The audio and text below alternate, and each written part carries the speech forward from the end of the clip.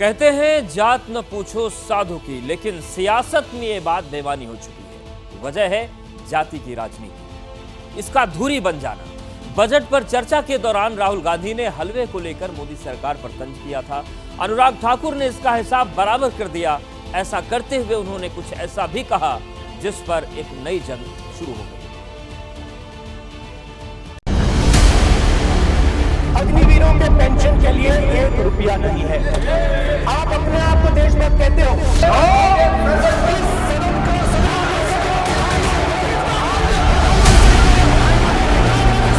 जो चक्रव्यूह होता है स्पीकर सर, वो लोटस के शेप में होता है, कमल के फूल के शेप में होता है। 21वीं सदी में सर एक नया चक्रव्यूह तैयार हुआ है। चक्रव्यूह को नरेंद्र मोदी जी, अमित शाह जी, मोहन भगवत जी, अजीत डोभाल जी, अंबानी और अदानी जी ये जो बजट का जो हलवा है सर, ये बट रहा है। और इस फोटो में सर मुझे एक ओबीसी अफसर नहीं दिख रहा, एक आदिवासी अफसर नहीं दिख रहा, एक दलित अफसर नहीं दिख रहा मुझे। ये हो क्या रहा है सर? सर देश का हलवा बट रहा है सर, और इसमें 73% का एक है ही नहीं सर। ये आप लोग हलवा खा रहे हो और बाकी देश को हलवा मिल ही नहीं रहा है। राहुल जी बताइए, हलवे की बात की थी, जीप घोटाले का हलवा किसने खाया? वो फोर्स घोटाले का हलवा किसने खाया? नेशनल हेराल्ड के घोटाले का हलवा किसने खाया? अगस्ता वेस्टलैंड घोटाले का हलवा किसने खाया? राहुल जी, हलवा मीठा था या फीका? बात हलवे से शुरू हुई और जाति तक पहुंच गई। जिसकी जात का पता नहीं, इसके बाद पारा 7वें आसमान पर पहुंच गया। जिसकी जात का पता नहीं, वो गन्ना की बात करता है। अनुराग ठाकुर जी ने मुझ पर गाली दी है। अनुराग ठाकुर जी ने मुझे इंसल्ट किया है, मगर मैं अनुराग ठाकुर जी से कोई माफी नहीं चाहता हूं। मुझे कोई माफी की जरूरत नहीं है। मैं लड़ाई लड़ रहा हूं। जितनी आपको गाली देनी है, मैं आपसे कभी माफी नहीं मांगूंगा। मुझे आपकी माफी नहीं चाहिए। केवल सभापति महोदय, इनसे ये पूछना चाहता हूं, आपने जाति कैसे पूछ ली, ये बताइए बस। आप जाति कैसे पूछ सकते हैं? आप बताएं, जाति कैसे पूछ सकते हैं? आप पूछ के दिखाओ जाति तुम। आप जाति कैसे पूछोगे तुम? कैसे पूछोगे जाति? आप नहीं, जाति नहीं पूछ सकते आप। आपने कह दिया ना। और इस तरह जाति के नाम पर बात बिगड़ गई। लेकिन इससे पहले महाभारत वाला पलटवार भी कोई कम माहौल गरमाने वाला साबित नहीं हुआ।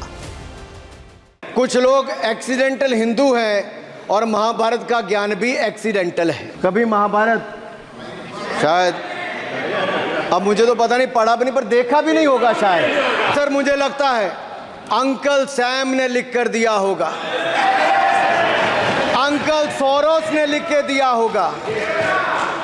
वो कर्ण को करना कह रहे थे, कृपाचार्य जी को कृपचाय बोल रहे थे।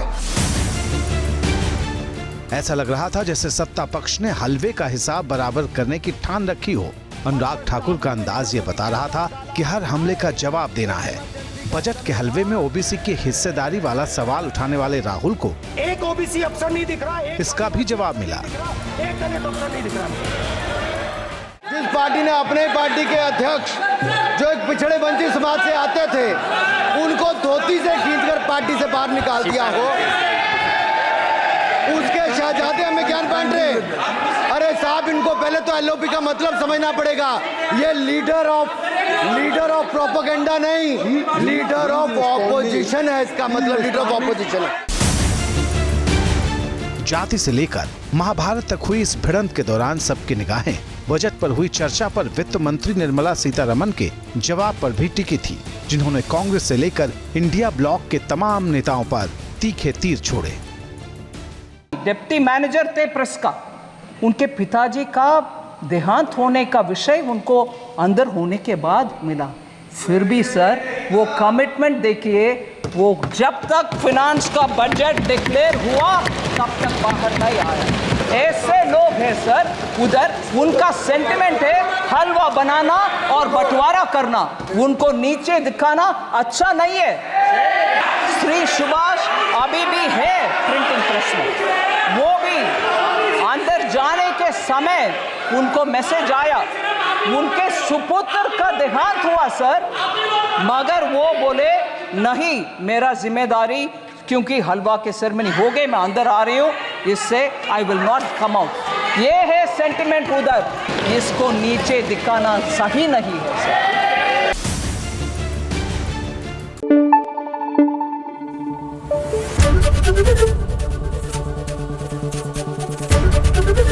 एबीपी न्यूज आपको रखे आगे।